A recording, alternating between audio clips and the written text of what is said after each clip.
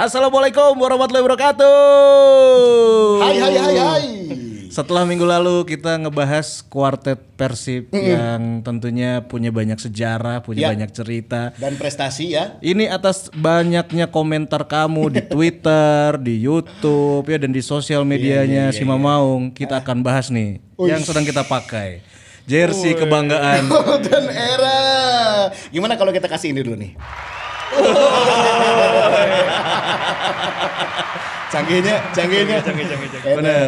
Kita juga mau ngucapin terima kasih buat Box to Box Indonesia. Betul. Karena sekarang kita sudah bergabung bersama mereka. Collabs bersama dengan Box to Box Indonesia. Wah, itu bisa saingan ngudag deh ya.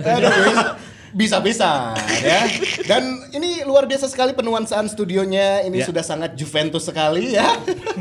Persidafon Bro. Siena mungkin lebih tepatnya ya. Tadi TK dia ya Edward Ipak Dalam. Tapi sebelum kita lanjut ngobrol, ini apa kabar Coach Ripan Pradipta? Baik, alhamdulillah. Baju saya Jufrianto. Wedan. Jufrianto. Orang Bang Jupe. Orang Asian Mana nurutan orang? kan orang teh ngefans jeung Chelsea. Tidak Kuduna maneh nu lain Asia. Kita kan sepaket. Oh iya bener. Iya, sepaket. Ya. Asli itu jersey asli kan? Iya, ori pisan ya. Insyaallah ya. Insyaallah ya ori insyaallah. Dibere ya.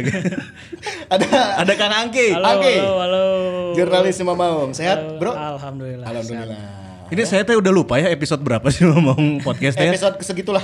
Tapi yang jelas kita memenuhi permintaan kamu Maungers ya dan juga semua yang lagi dengerin si Mamong Podcast ini, kita akan ngebahas seputar Golden Era di mana itu adalah Persib pertama kalinya berlaga di Liga 1 Indonesia. Betul Coach ya? Itu setelah fase yang dibekukan itu ya. Iya.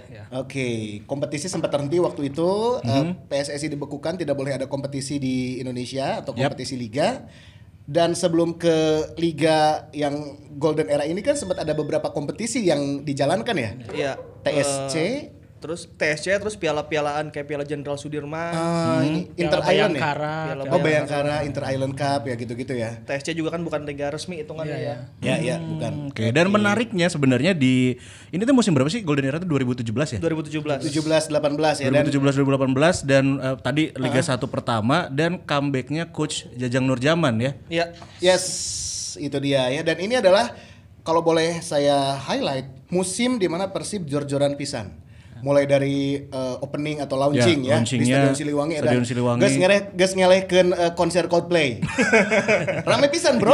Iya kan? Pertama kali juga disiarin live YouTube sama Persib officialnya juga gitu kan. Benar. Dan pada saat itu Liga Indonesia diwarnai oleh pemain-pemain bintang. Nah, atau dalam artian adalah marquee player. Kita Marquee bahas dulu dari comebacknya Coach Jajang Nurjaman deh, Coach. Ini kan menarik ya. Setelah mengantarkan Persib juara di musim 2014 dan juga tentunya juara Piala Presiden, tentunya ekspektasi besar dong dari Bobotoh. Apalagi memang dengan deretan nama pemain marquee playernya ada Michael Essien, terus juga ada Charlton Cole. Sex, drugs, and carton Cole. The Hammers. Nah, kalau dari pandangan Coach Ripan ataupun Angki nih, comebacknya Coach Jajang Nurjaman ke Persib pada saat itu gimana? Jajang Nurjaman itu sebenarnya comebacknya 2016 kan, dia waktu Dejan akhirnya mundur. Pak Jajang beres tugas dari Inter Milan gitu yang tugas ke Italia ya, ke Italia benar. Akhirnya dia kembali ke yang Indonesia. Pak Jajang difoto sama Zanetti. Di situ Pak Jajang udah mulai comeback, tapi komposisi pemainnya kan itu pemain warisannya Dejan ya. Sebagian besar warisannya Dejan ya. Jadi Pak Jajang mungkin di 2016-nya masih meraba-raba tim yang bakal dimainkan di 2017 itu. Pada akhirnya memang Pak Jajang punya kotretan tim yang bagus lah. Dia sempat di akhir musim 2016 itu punya cadangan rekrutannya Shohei Matsunaga. Shohei Matsunaga itu bagus banget di 2016 di TSC itu. Oh iya. Di Persiba ya. Di Persiba bagus ya kan. Terus yang paling Pak Jajang bikin tenang itu dia udah punya garansi bakal punya Patrick Cruz waktu itu. Oh, ini. Iya, Patrick Cruz itu kan sebelumnya bagus di Mitra Kukar ya. Mitra Kukar ya. Di Terus Piala bawa juara Jenderal itu. Sudirman. Bawa juara terus main di luar negeri dulu Iya, kan ya. main di Malaysia dia sama Konate waktu itu. Iya benar. Pak Jajang itu pede banget punya Patrick Cruz. Terus di musim sebelumnya kan ada Febri yang udah mulai Wonderkid itu ya. Iya. Tapi pada akhirnya ada beberapa masalah karena akhirnya Patrick Cruz-nya gagal. Karena kalau nggak salah permainan agen gitu. Ya, agen gas. Dan di media sosial ramenya kita kalah cepat dan ditikung cenah. Iya. Yang katanya sepaket sama gelandang Brazil juga waktu itu kan namanya Alex apa gitu. Oh, dia udah jalan-jalan di mall di Bandung waktu itu ya di foto ya kan pakai kaos bodas ya kan. Si eta geus aya di Bandung tah. Efeknya terjadi di rekrut. Jadi Patrick Cruz-nya ke Vietnam, si Alex itu ikut seleksi tapi nggak memenuhi ekspektasi, bahkan mungkin dari komunikasi juga udah susah ya, dia nggak bisa bahasa Inggris sama sekali. wah, karunya si Alex guruna kieu tah. Norak. Gimik bro, gimik atuh.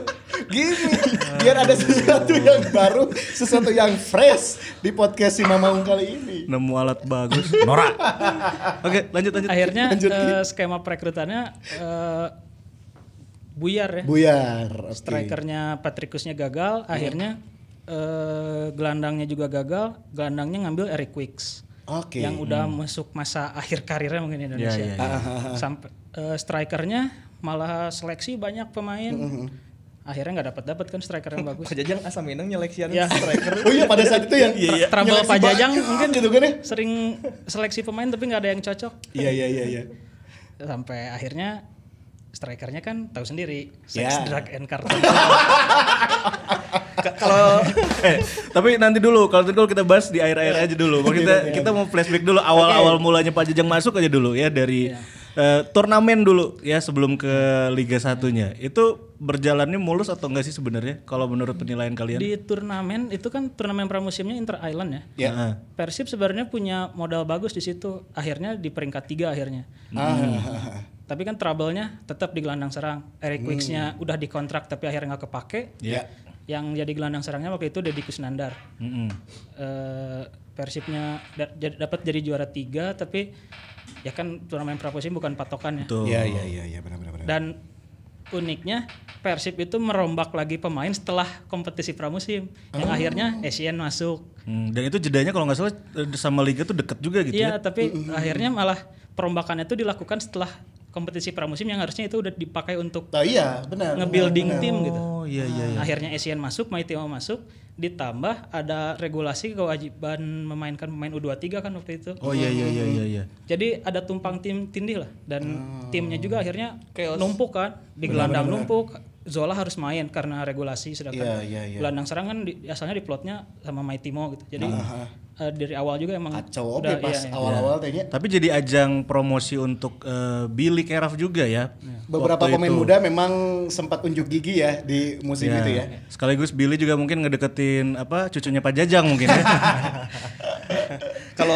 kalau versi saya sih hampir sama dengan Angki. Awal mula kekeosan 2017 itu diawali triggernya adalah Patrick Cruz. Pak Jajang teh geus ngabayang-bayang ya diharapnya Patrick Cruz striker, Matsunaga Sohei di kiri, bau di kanan kan eta ngeri tah. Wah, ngeri pisan. Tridente ngeri gitu Patrick Cruz ngagulkeun, Sohei nu ngacak-ngacak, bau nu ngacak-ngacak di sebelah sayap gitu. Tiga tridente itu. Nah, masalahnya kan seperti yang pernah kita bahas soal paket-paket sepak bola teh. Benar. Dan juga yang sempat dibahas di beberapa episode yang lalu adalah pemain kuncian teh nya. Pemain kuncian. Yang Si kuncian Patrick ini. Cruz pengen dipaket dengan Alex Dos Santos dengan akal-akalana yang datang ke Bandung itu Alex Dos Santos duluan. Alex Dos Santos, jadi misalnya si Alex Dos Santos diterima, si Patrick Cruz karek datang gitu. Kalau Alex nggak datang, Patrick Cruz terdatang. Akhirnya kan Alex nggak diterima tuh. Si Patrick Cruz terdatang gitu. Kemudian hayangna si Gajibril jeung Konate teh. Awalnya harapannya seperti itu. Efeknya eta gagal. Nah dari situ tuh mulai chaos. Ketika Patrick Cruz nggak datang, Petricus tuh triknya pengen dibayar mahal, pengen ya gitulah riuh lah ya. Terus kita mencari striker mungkin yang seharganya sama dengan Petricus tapi kualitasnya sama, akhirnya nggak dapet.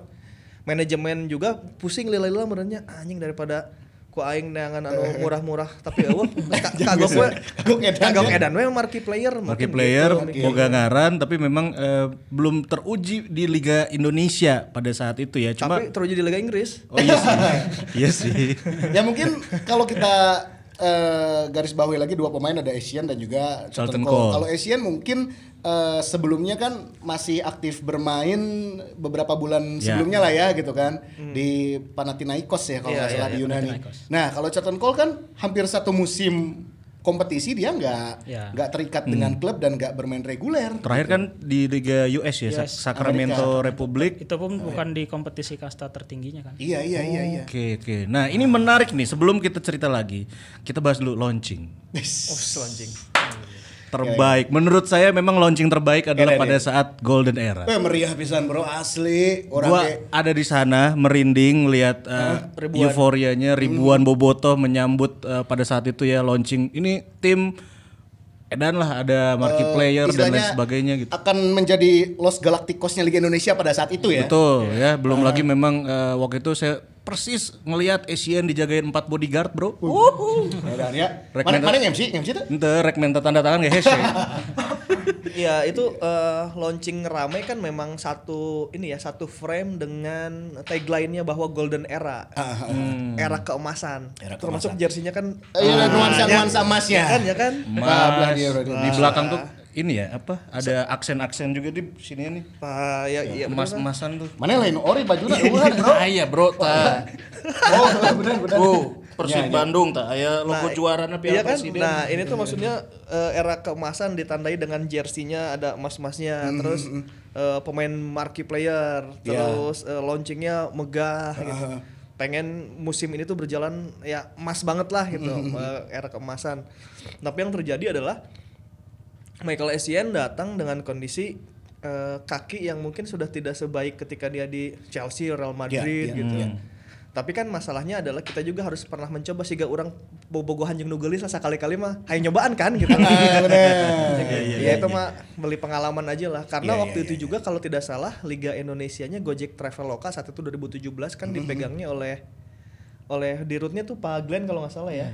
Jadi kayaknya sih Persib itu beli marquee player Essien dan Charlton Cole itu untuk memancing tim-tim lain juga melakukan itu untuk memeriahkan liganya supaya liganya tuh keren gitu ketika dipegang oleh Pak Glenn dan kawan-kawan itu liga itu beda dengan yang lain. Dan bukan hanya Persib aja yang pakai marquee player kan. Madura ada Peter Odemwingie. Ya, dan itu terbukti akhirnya Madura beli Odemwingie. Si Mitra Kukar itu Sissoko, mantan Liverpool. Benar, si Semen Padang itu Zokora. Tottenham. Nah, itu kan jadi banyak tuh. Akhirnya kepancing tuh orang-orang juga untuk beli marquee players yang pada datang gitu. Itu dalam sisi bisnis mungkin jadi berhasil ya, liganya jadi meriah. Value-nya benar-benar kelihatan lah gitu. Dan exposure di dunia yang paling terlihat adalah Essien karena dia pindah ke Persib Bandung dan benar. Itu luar biasa, banyak banget yang ngeberitain itu gitu. Betul, di sisi itu kita berhasil gitu. Mendapatkan exposure yang bagus. Golden eranya Persib membawa Essien. Kemudian tim-tim lain terpancing untuk mendatangkan juga pemain marquee player. Di sisi bisnis saya bilang itu harus dibilang berhasil ya. Karena setelah liganya dihentikan vakum, akhirnya kita bisa naik lagi ke permukaan, apalagi ke media-media Eropa itu sampai bahwa Essien itu bermain di Indonesia. Itu kan bisa mencitrakan bahwa Essien aja bisa main di Indonesia gitu. Sekelas babaturan Ronaldo atau John Terry kan Essien di Dituna.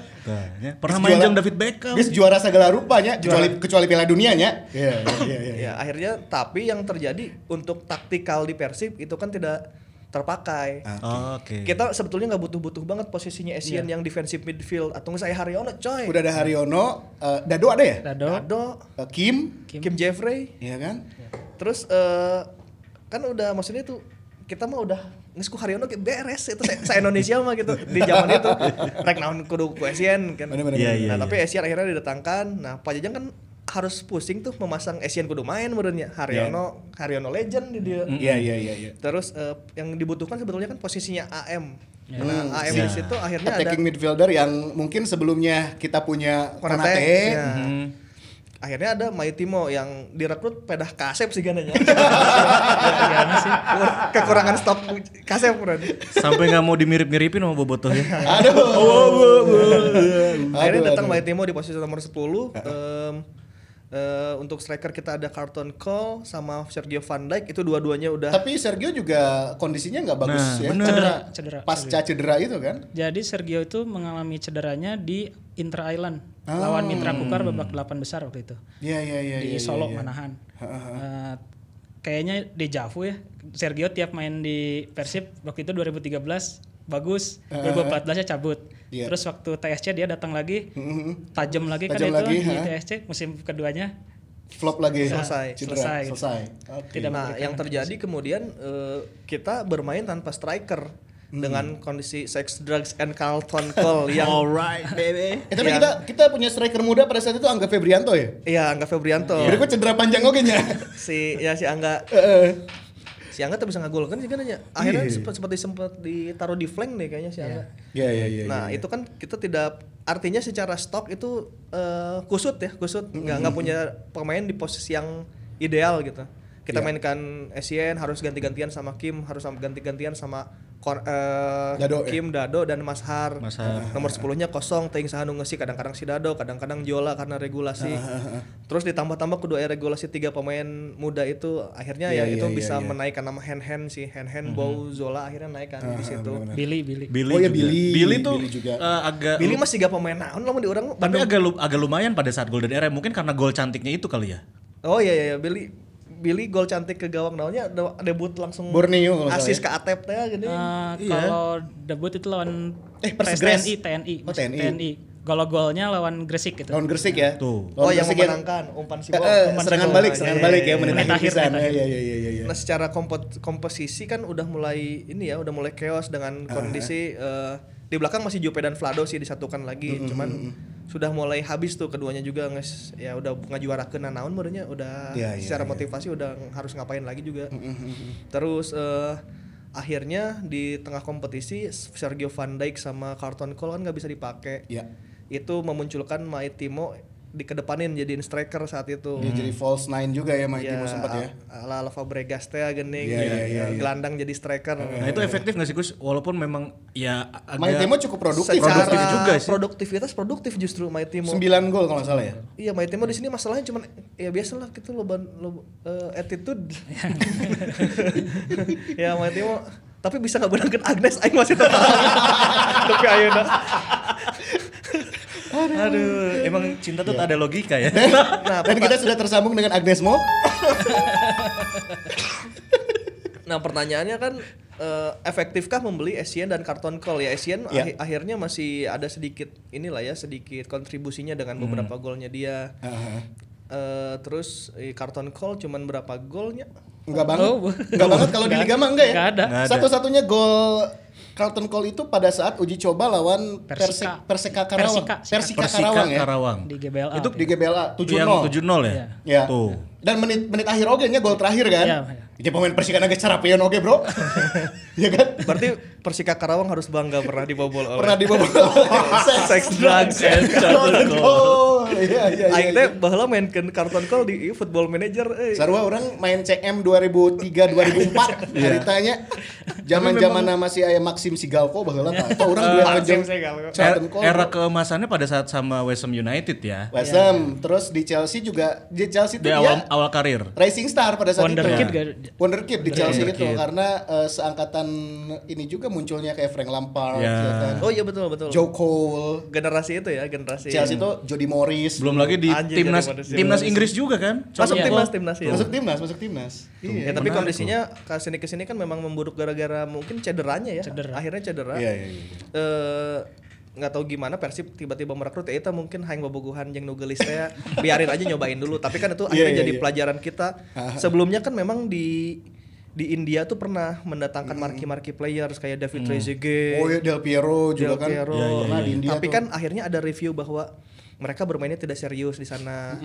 Mereka tidak memberikan impact apa-apa terhadap sepak bolanya. Nah, orang teh memang kudu nyobaan heula, akhirnya harus melakukan dulu, dan setelah kita melakukan membawa Essien, Carlton Cole dan teman-teman juga bawa Bobby Zokora, Akhirnya Sissoko, kan ternyata efeknya juga nggak sehebat itu juga gitu pada akhirnya. Tapi nggak apa-apa, itu pelajaran lah ya. Tapi buat teman-teman nih yang menyaksikan dan juga nonton di YouTube channelnya Sima Maung, ini kita sudahi dulu obrolannya, tapi kita akan lanjutkan untuk lebih mendalam lagi obrolannya di platform podcast kesayangan kamu. Yoi ya. Lanjut ke podcast.